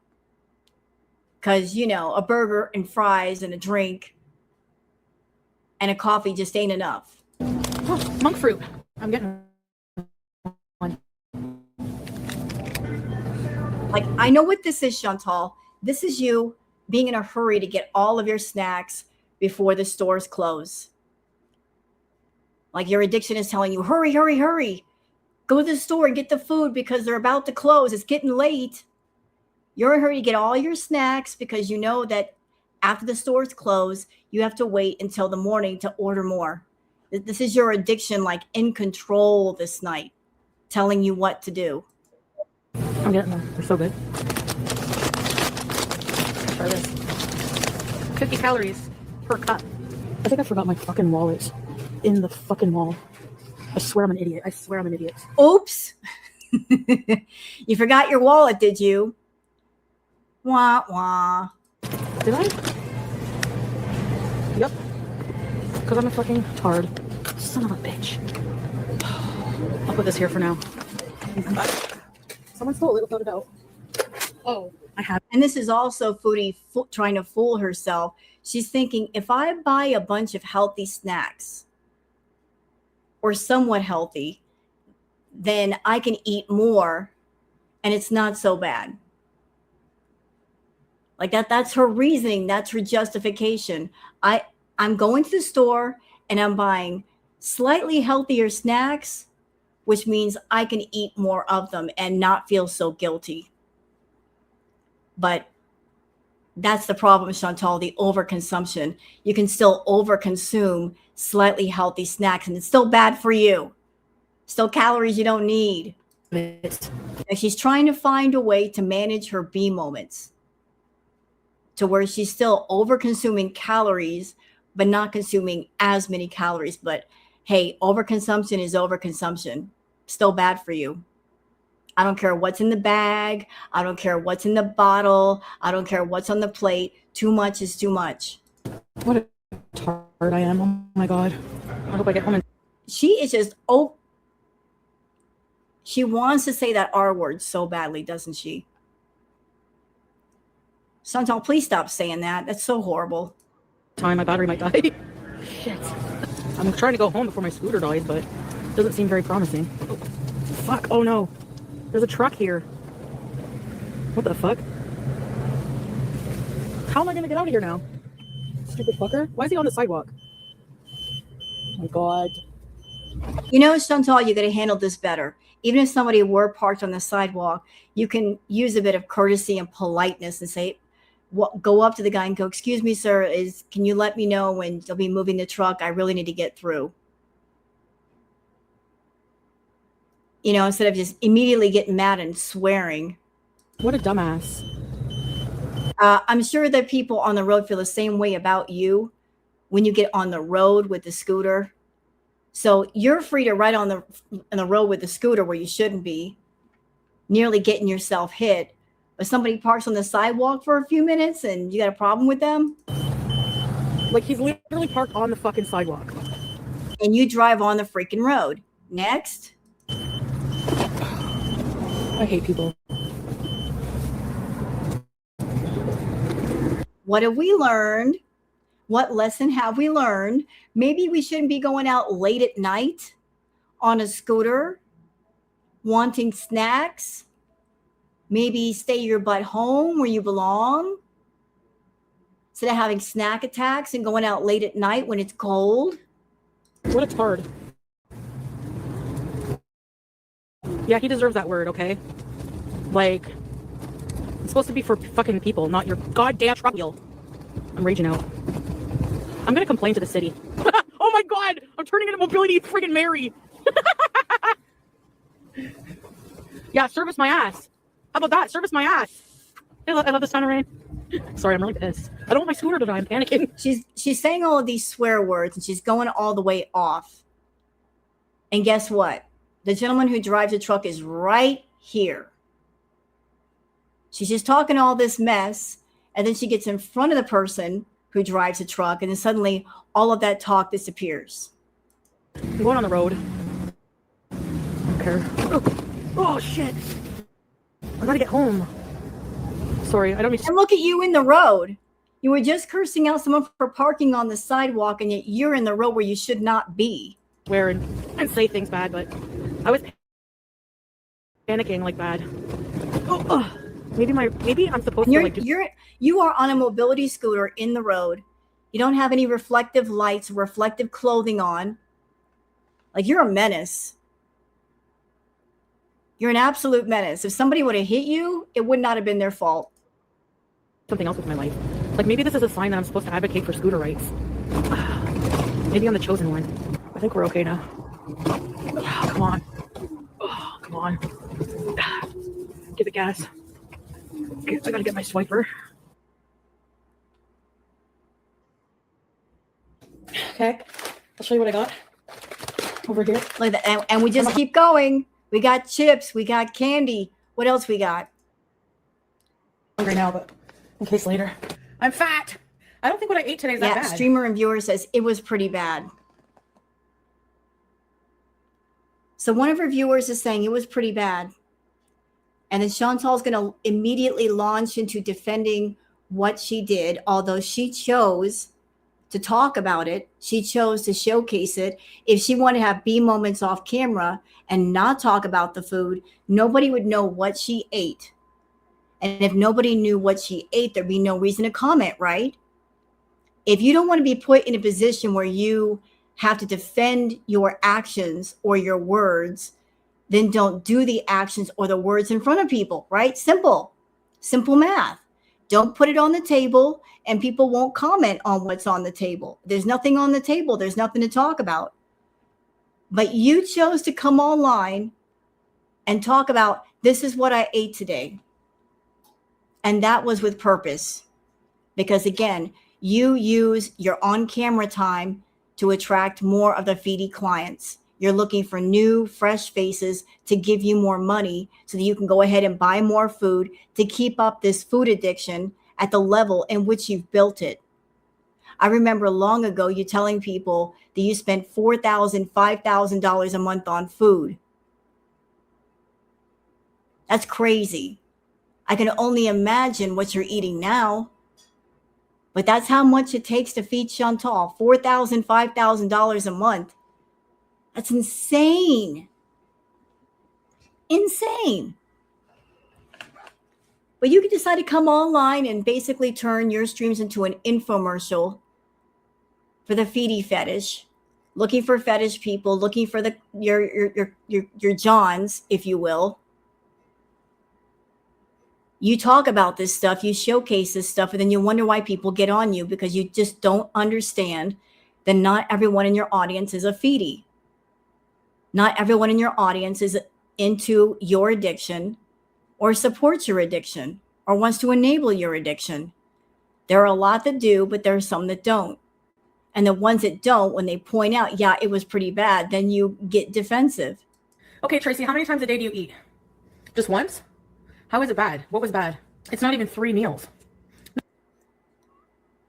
And here's, of course, Tracy's going to roll for Chantal saying, and everything she ate before she left the house.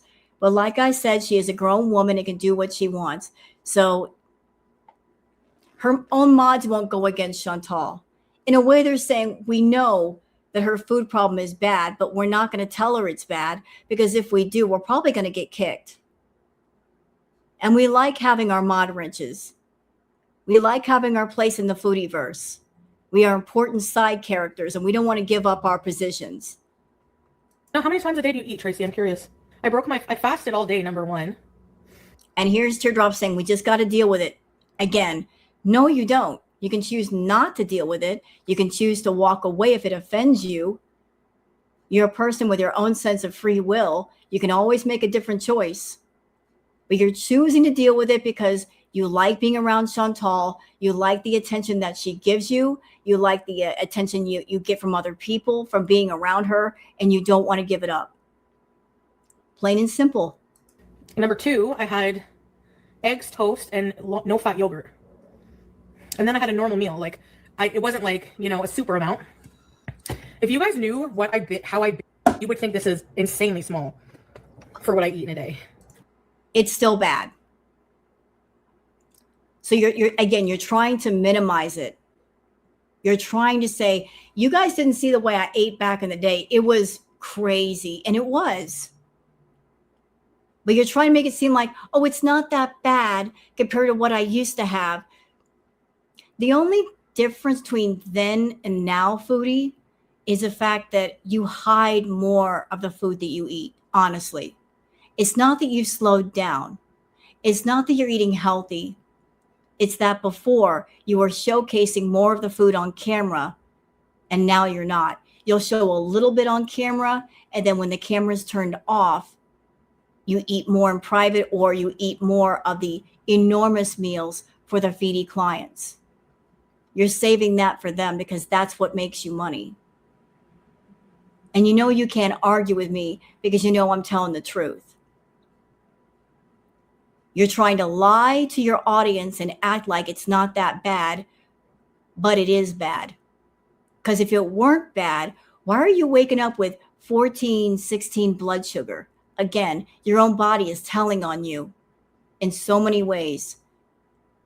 You're waking up with a 14, 16 blood sugar. That means you went to bed with a full belly full of food and you were eating stuff that raised your blood sugar. So why not just stop with all this health food talk?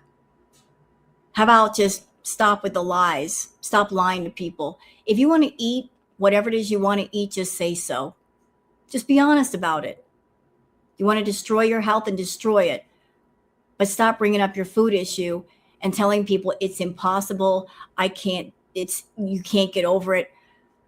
If that was the case, why are there other people in the world that have had food issues and they've gotten on the other side? Why is it there are other people who are addicts that are now in recovery?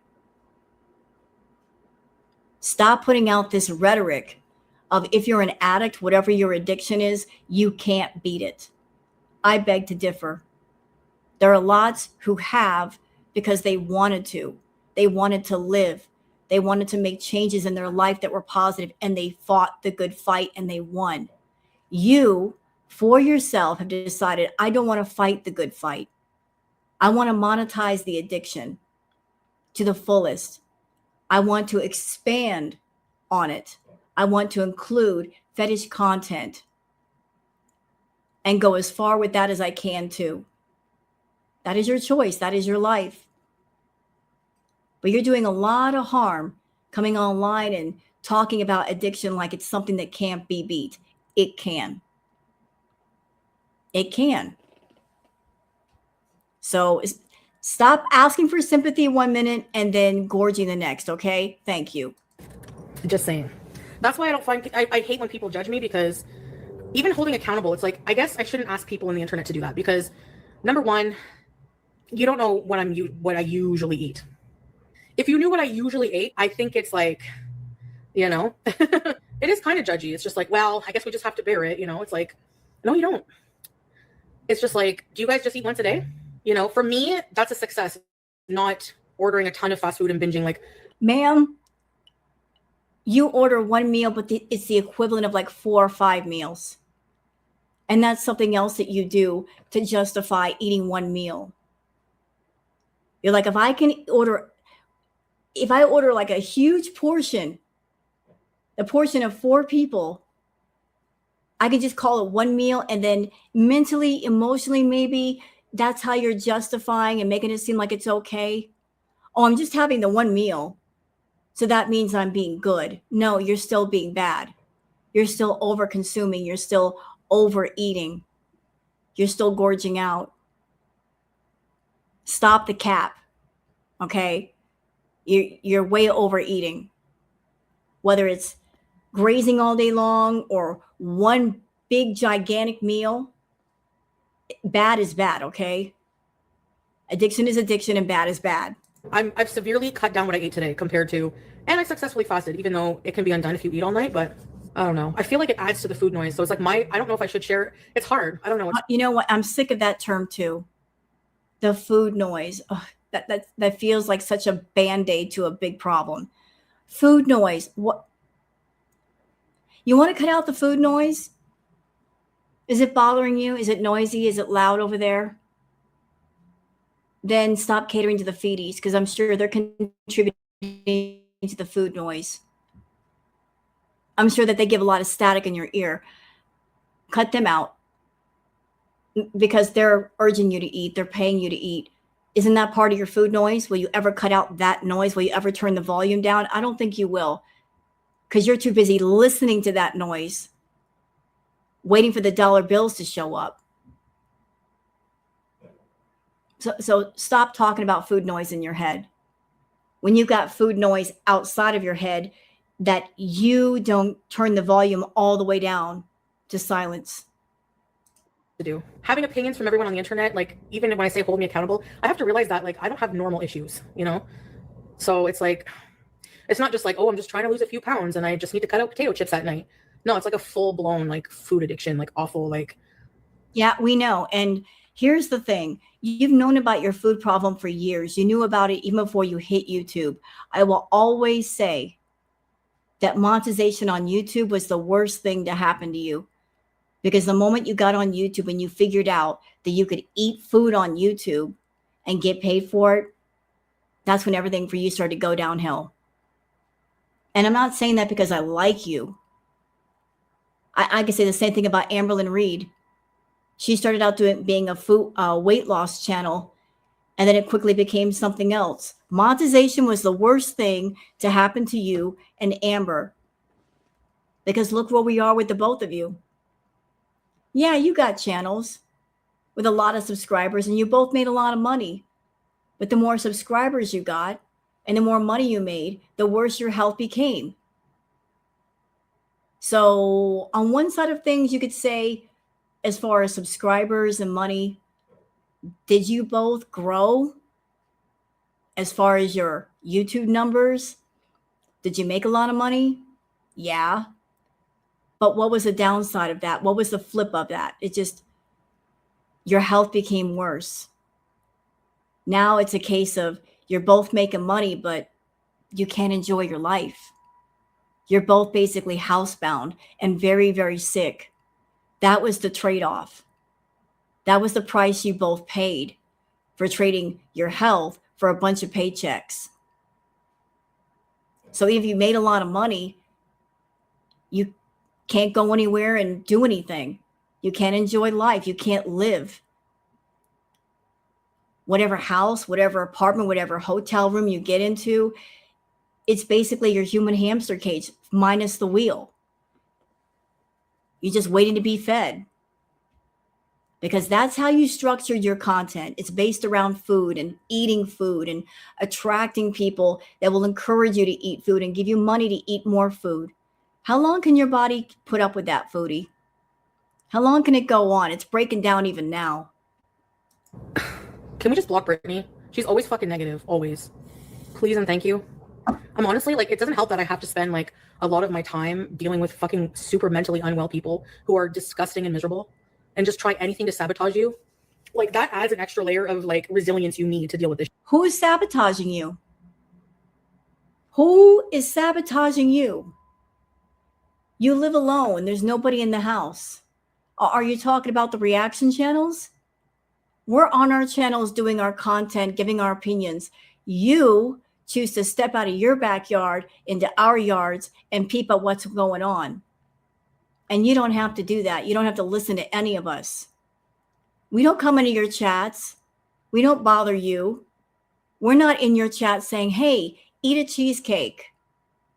When's the next dessert mukbang? No, that's your Beezers doing that. You want to talk about sabotage? You've got a bunch of people in your own chat triggering you to eat. So don't come over here with that mess. Don't claim that people are sabotaging you when you let people in your own chat trigger the crap out of you to eat. and you don't call them out. You don't clock them. You don't tell them to stop it. You don't tell them, hey, I'm a food addict. Please don't talk about food.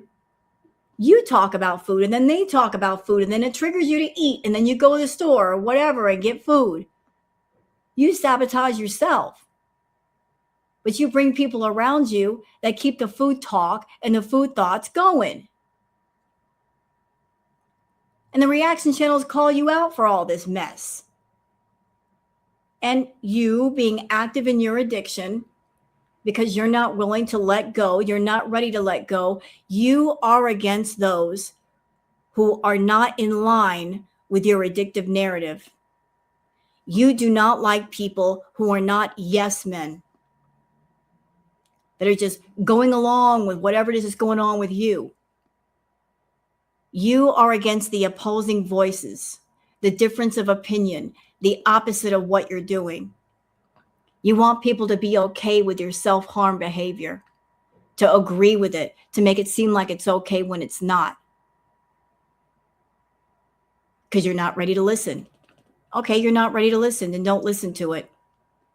Continue on the path that you're on.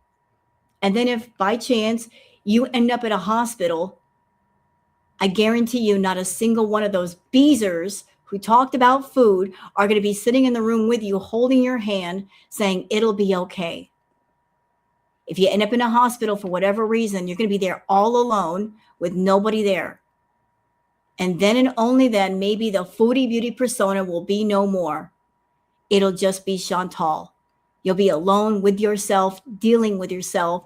And then maybe you might realize, maybe I shouldn't have done those things to myself. Maybe I was an idiot and I didn't stop it when I had the chance. In order for Chantal to get better, the foodie beauty persona and the lifestyle has to go away. And that's just facts. As long as there's a foodie beauty, Chantal can't get better, can't get healthy. Because foodie beauty is where the addiction is and will always be. So Chantal, you want to get better, you got to get rid of foodie beauty. Shit, you know? Yeah, but it's not Hex Moon. It's not that I don't know what to do. It's not like I'm stupid and like I don't think, oh wow, chocolate bars are not good for me. You know what I mean? Like I'm obviously I fucking know that. I'm not saying that to you, but like people who say that to me, it doesn't help because I know. You know what I mean? Like I'm not an idiot. Like I know what's good for me and what's bad for me. I know, trust me. But at that point, it's like my mind's pretty much made up. You know? I shouldn't ask for accountability from the internet because again, it's like people who are not. But you do. You do kind of ask for accountability. Chantal, you decide to get on your channel, wherever it is, Twitch, Kick, YouTube. You decide to make this big hoo-ha announcement about, I'm going to get healthy. I've got a trip. I'm going to fast. You decide to do that. Make this big public fanfare about, I'm going to get healthy. I'm going to eat healthy. You involve the audience in that. You don't keep it private. You don't make it a secret. You want people to be involved. You want people to give you praise. You want the nice words. You want people saying, go Chantal, go. You want people behind you. You make a big public spectacle of it all. You make that choice. And then after this big fanfare announcement, putting everybody on notice that foodie beauty is supposed to be getting healthy, then you go against it also publicly. Like tonight, hungry, hungry hippo. That was your little signal, little bat signal to the feedies what you're going to do. Yeah, you did. You were sending the bat signal out to the feedies and the food fetish people to come watch you because it was going to be a B moment of glory. And it was. And then you went from store to store, place to place, getting food. After telling people, I'm going to get healthy. And then when you get backlash, when you get pushback, then you get defensive like it's somebody else's fault. It ain't. Like, you really don't know, like, what I go through off camera. It's like, you know. And even as a ex-food addict, I have no sympathy for you. I don't. I do not. because you're in Canada. There are resources, there are people that can help you. There's online help, there's online therapy sessions. Even if you can't go physically to a location, there's online therapy. You're not doing it. You're not going to doctors. You're not taking care of your health. You're not getting blood tests. You're not seeing what's going on inside your body to know how bad it is. And I'm sure it's pretty bad. You're not reaching out for the proper help. Instead, you're choosing to reach out for the enabling. That's why I'm not giving you sympathy, because you're not ready for the help. You're not ready for a change. Nope. You're still monetizing the problem and looking for people that will fund it all. And you guys are just here to bees. Like, it's like I really probably do. Like, I need like something else. I don't know. And I wasn't yelling at Tracy. I'm trying to make people understand, like, okay, I will be on. I don't even want to tell you what I ate. Want to tell us? But you're going to see. And here we go. Here we go. I don't want to tell you what I'm going to eat, but I'm going to tell you. You don't want the backlash, but you're going to tell people what you ate, knowing that it's bad. I want attention from this. I will excite the food fetish freaks. You don't say anything, there won't be any backlash. But you want the backlash. You want the negative attention. You want people to yell at you. You want to feel like a naughty child that got away with something. Here's the thing, Chantal. Listen up. You like negative attention. You like being a brat. You like poking at people. You like trolling people. You like lying to people. It's like a game to you. You get some sort of kick lying to people to see what you can get away with. But here's the part that you're missing. Nobody cares. Nobody cares. Have you noticed that nobody cares? Have you noticed that the things you say and the things you do are not eliciting the same outrage as it used to? Nobody cares. Nobody cares because nobody can do anything about what you're doing. You get it now. Nobody cares because it's useless to care for a person like you because you're not willing to care for yourself first. Anybody caring about you, their care is wasted. Their emotions, their energy is wasted because it's going to go nowhere. Somebody cares about you, you take it for granted, and you just toss it in the trash. You don't consider other people. You don't consider their care, their love, their kindness. You just take advantage. And when people are around you and you take advantage and they see that there's no change, you know what happens? They get exhausted. They get emotionally, mentally exhausted. And they stop caring. And they turn away. And that's where you are now. A lot of people are just saying, whatever. I don't know. It's really bad. It's really bad. So on this phone, I can still order DoorDash. Not when I'm live, I can't. So that's good. But when I'm off live, I have DoorDash on this phone still. I didn't delete it. See? She just said she still got DoorDash on her phone. So all the apps are not gone. But on my other phone, I don't have it. So it doesn't matter. You still have it on one phone. And again, even that doesn't matter because you're still surrounded by food outside your home within a short distance away. So what does it matter if you delete the apps? That's like getting rid of one rug dealer and you still got 10 that live one street over. You got access to other rug dealers. They're all right there. One rug dealer goes away, you got 10 more backing you up. Okay. Oh no, the DoorDash is on that. I can't tell you now. Wait. Maybe my confirmation emails? First meal at 11:44. I ordered a 4-piece original recipe box from KFC, all white meat with wings, with a popcorn chicken, a snack puts in, coleslaw, and a Diet Pepsi. Then at 4:14, I ordered brisk lemon iced tea, a chicken egg roll, a pick 2 combo, lo mein noodles, beef and broccoli, honey garlic chicken. At 5:19, it's so ridiculous. I ordered. And this should have been a wake up moment for her. Like just sitting there and looking at her phone and realizing how much food she ate. If she cared about her health, if she were ready to make a change, this should have been a wake up moment of like, oh my God, look at all the stuff that I'm ordering, all the food that I'm eating, all the money that I'm spending. Nope. She's just going through it like it's no big deal. Like she's reading off a grocery list. Great value ketchup chips, medium salsa, bag of cheddar, matzo cheddar, Jack Link's Duo Tender Bites Buffalo Style and Ranch Chicken Jerky, Peace Tea, Iced Tea, Tostitos with a hint of zesty cheddar, and a lemon curd cake. And I was really obsessing over the lemon curd cake. Why? Why? Because somebody mentioned it in your chat? I do remember somebody mentioning it in your chat. You started thinking about it. I remember somebody talking about lemon curd donuts. So, of course, you're going to obsess over the lemon curd cake. Let's get an entire cake, not even a donut. Let's just get an entire cake as a diabetic. That's what I really wanted when I ordered it. They didn't have it. Like, the guy kept, like, the DoorDash guy, I tipped him like $15 on a $50 order, and he didn't. Lies. That's a lie. Give any fucks. He didn't respect my substitutions I carefully chose. Like, I wanted something like lemon loaf or something. You know what? He didn't respect my substitutions. You don't like the fact they can't find everything you want? Go to the store yourself. Do your own shopping. Sometimes they just can't find things. I order off of DoorDash. I get groceries off of DoorDash. And I get substitutions, and I'm cool with them. Every once in a while, I'll reject something because it's something I don't really want, but I don't make a big deal of it. If they can't find something, they can't find something.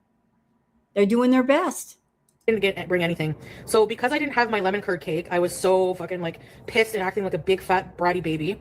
I was all pissed and I was making my nachos. I put a big plate of nachos on the plate. I put the nachos on the plate, salsa, half the bag of cheese, put it in the microwave, impatiently waiting. I grab the plate of hot nachos and I go to lay on the. All of this talk is for the feedies. They love hearing about stuff like this. They want to hear about how much food she's eating. They want to know how many meals she's had that day, the impatience of eating food. This is all feedie content. The feedie content is not just the food. It can be like verbal descriptions of food. The bed. And you know how I dive on the bed? All the fucking nachos fly in the air and go all over the floor. I freaked out. You should have heard me.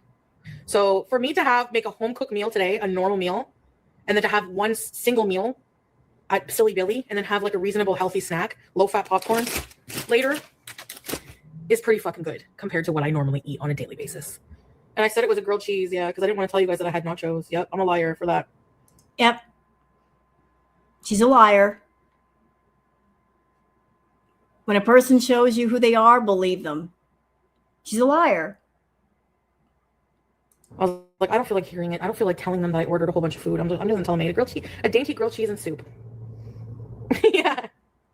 No, I didn't fast yesterday because I had to take antibiotics. So I did fast today, though. I was on live. Thousands of calories. Yep. When you have to lie, yeah, addicts are liars. Yeah, because you feel. And she just said it. Addicts are liars. And why do they lie? It's not because they're bad people. They lie because they're protecting their addiction, doing their addiction. They're protecting the addiction because they're not ready to let it go. They're not ready to make a change. So as long as Chantal is active in her addictions, because there are multiple ones, she will continue to lie about what she does, who she is, what she's doing. There's a continuous web of lies. Well, it's shameful. Because her life is nothing but addiction right now, which means she's going to tell lies all over the place. Like, I really just want to cry, like, in a corner. When I'm still eating those nachos. If I didn't have the opportunity to make a fresh plate, I would have eaten them, Nina. I ordered New York fries the other day. They didn't, and the whole reason I wanted to order it was the gravy. I'm a gravy addict. They bring me everything, the large fry, 2 hot dogs, and they forget the fucking gravy. I complain. I got DoorDash credits for the gravy. Yep, and she does this too. Her food addiction is so out of control that she's always scheming and scamming and trying to find ways to get free food. Stealing from DoorDash. She'll eat the food and then she'll complain that there was something wrong with it just to get more free food, more credits to get more food. That's how bad it is, y'all. It's not enough that she makes money from Kick and gets money from the feedies and she gets plenty of food that way. No, we're going to scam and steal to get free food. I went and I placed another order at New York Fries with another hot dog and gravy. 3 things of gravy. I feel like I'm gonna. Oh my god, fuck. Do you realize you just had surgery? I need to lock her in the room, seriously. I feel so bad doing that, but I feel worse if, you know, it's because my charger, like, this is the only plug that works. There's not many ingredients. See, I have to wonder, Chantal, could the reason why the outlet and the charger are basically kaput is because when you flop down on that couch, it's not just 500 pounds of weight, but 500 pounds of pressure coming down on the couch. You're basically physically moving the couch against the wall, which has smashed the charger, which has ruined the outlet. Could that be the reason why? Pretty good for candy that's like alternative. Good. I would recommend it. That's the perfect, beautiful thing about living alone. If you shit the sheets, nobody knows. So are you confessing that that's what happened to you? I don't doubt it. Ew, fart. Oh, fart smell. Ew. Okay, what is black sea salt? No butter. You should have heard me cry when I dropped my nachos. Yeah, she tore into that bag of popcorn like it owed her money. Like the rent was due and she's knocking on the door to collect. She was shoving big old handfuls of popcorn in her mouth. I was like, that whole bag's going to be gone. Oh, no, no. Oh, my God. I just checked her incision. I wash my sheets often. Gee, I wonder why. Are you messing the bed that often? Who cares? Are you judging somebody by how often they wash their sheets? Want popcorn? Don't give that to her. Eh? Moron. Look. Well, don't run so fast.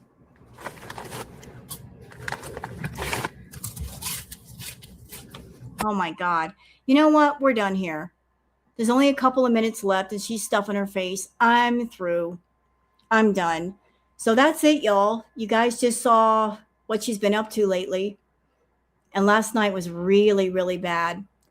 And this would make day 3 of Ramadan. So the longer that things go on where she can't talk to Salah, the worse this is going to get. So I'm probably going to be avoiding a lot of her content, just sticking to the Twitter peeps, recaps, and all that, as long as she's doing this crap. But yeah, I don't think she's going to go on vacation. I really don't. Really, really don't. So that's it for me. Hope you guys have enjoyed this react. If you have, please like and subscribe and leave a comment. Thank you very much for being here, and I'll see you guys on the next one. Until then, take care of yourselves and each other. Bye.